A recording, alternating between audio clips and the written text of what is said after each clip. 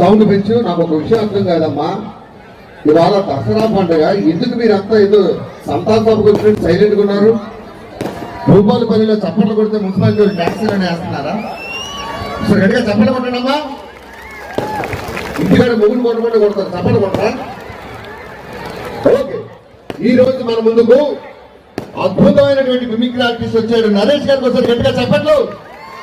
నరేష్ గారు, నేను మన ఎమ్మెల్యే గారి ఇంటి పక్కన ఉంటా.